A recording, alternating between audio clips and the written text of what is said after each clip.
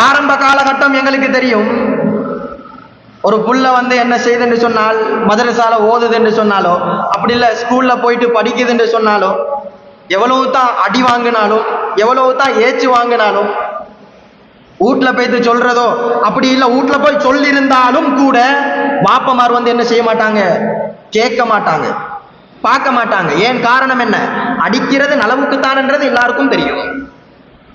அந்த வாப்பமாருக்கு விளக்கம் இருந்தது, ஏண்ட புள்ள இந்த இடத்துல அடிவாங்கல் இருந்தால் பின்னால ஒரு நாள் கள்ளனாகவோ, அப்படி இல்லை ஏதாச்சும் ஒரு குத்தத்தின் காரணமாக யாரிடத்துல அடி வாங்குவான், ஊர் மக்களிடத்துல அடி வாங்குவான் என்றது அவங்களுக்கு தெரிஞ்சிருந்தது.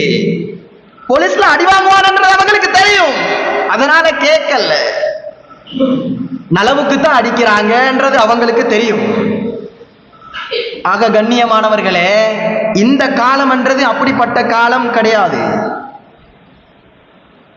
எந்த அளவுக்கு அடிக்காமக்கு சொல்லிக் கொடுக்கலுமோ அடிக்காமத்தான் சொல்லிக் கொடுக்கணும்.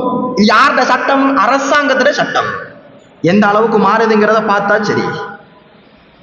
ஆரம்ப காலத்தை விடவும் பல திருத்தங்கள் இந்த காலத்துல நடந்திருக்குது. ஆக இந்த காலத்துல எந்த அளவுக்கு இரக்கத்தை மேற்கொள்ள முடியுமோ அந்த அளவுக்கு இரக்கத்தை மேற்கொள்ளணும். அந்த அளவு இரக்கமாக பிள்ளைகளோட பழகணும்.